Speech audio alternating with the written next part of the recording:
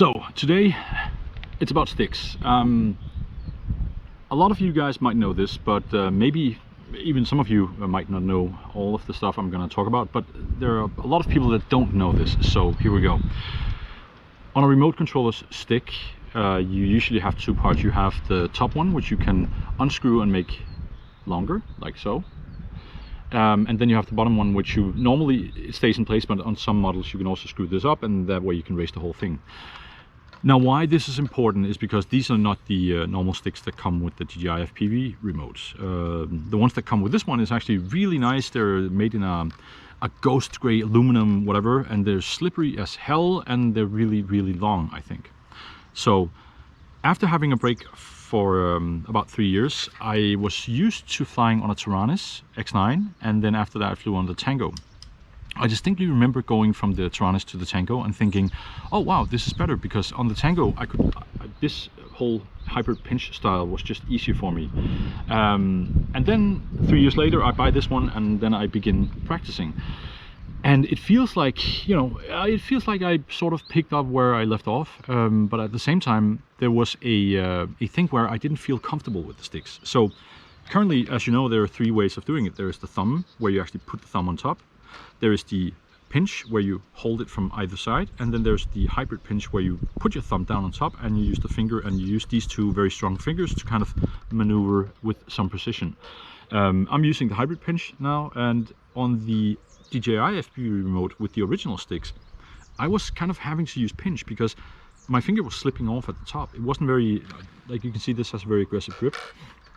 So it wasn't very comfortable doing this, so I kept doing this or this, kind of sliding. Also, the sticks were a bit too long, and I didn't really think this would have an impact. I just thought it was me that needed to get better, which also is true. But then I took these sticks from a Banggood controller, put on, make sure that it was about this much lower than on the DJI, and also it has this amazing grip on top, and it makes a huge difference. I really want to upload a Velocidrone video of me practicing, because I looked at that after and was like, is this speeded up? You know, it was really good. I just had a better understanding of space and everything. But there's another part to this which I also think is important, and this is of course specific for the DJI controller, but also goes for any other controller. Let me see if I can open this. I actually forget how. That's the battery. So if you push this in and you push the battery down, you can take it out. Now, as I showed you in an earlier video on this, you can open these flaps out here, and then you have two holes. You have one, let's see if I can navigate this, one up here and one down here. One controls this axis, the other one controls that axis for this part over here, and in this side there's one controlling that part over here. But for many of those people that don't read the manual, there's another trick. Now inside here you can see, let me see if I can point to it, there you can see some silver stuff. That's actually two screws. These two screws, the one that is furthest over here, which means to the right for you, is the one that controls if you want your throttle to be ratchety. So it goes click, click, click, click, click, click, click, click, click, which it doesn't by default. The other one, the one to the left, is the one that controls how smooth you want the throttle.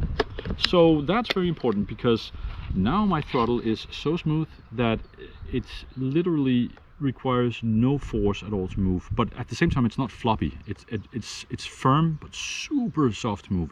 And why this makes a big difference is because when you're flying and making a move where you have to apply throttle suddenly, if this gives off, and this is from my personal point of view of course, if this gives off too much force when you're pushing up, this also means sometimes that you tend to do this, that you tend to push it to a side. That goes for everything. So the way I've done it now is that this throttle is actually so loose that I can feel the tension of the jaw axis, which I've set to my liking, so that whenever I apply throttle, I don't feel that I'm conflicting with the jaw axis, because I can easily feel if I actually get in the area of the jaw. These two things together for me makes a massive difference, and I can only suggest that you really try to test this out. One of the ways you can test it out without buying anything is actually just removing the top part of the controller stick. So take this, take it off, because most likely the stick underneath is going to be a little bit less tall than your actual top is. And then you can just hold on to that and see how it feels in terms of length. If it feels better but feels awkward because you're holding a stick, of course, then you know it might be a good idea to get a top that's actually shorter. If it feels too short, you know that you're one of those guys that has to have a longer stick.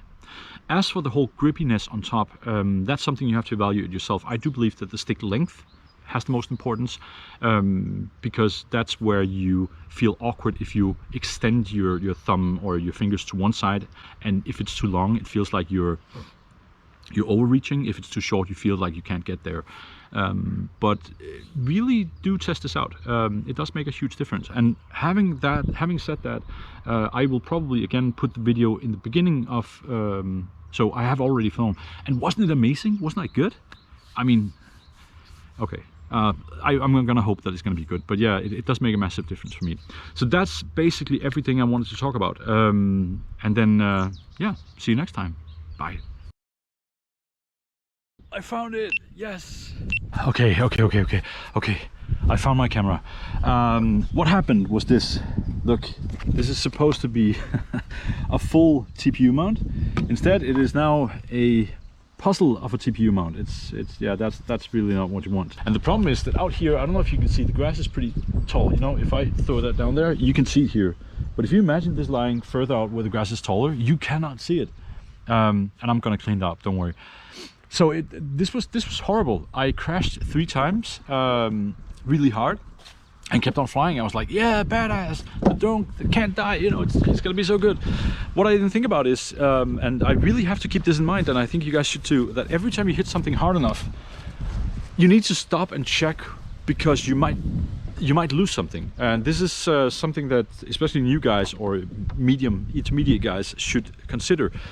Guys like me that has flown for a long time should know it, but I still forget it. I was just flying, and the first crash was over there, the second was there, and the third one was over there.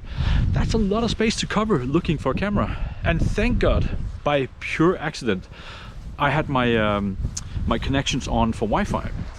So the way I located this was to simply bike around and try to get Wi-Fi connection, because it's not that big a Wi-Fi connection out here. So once I had the Wi-Fi connection, I went into the drone and I activated locate camera, which sends out beeps.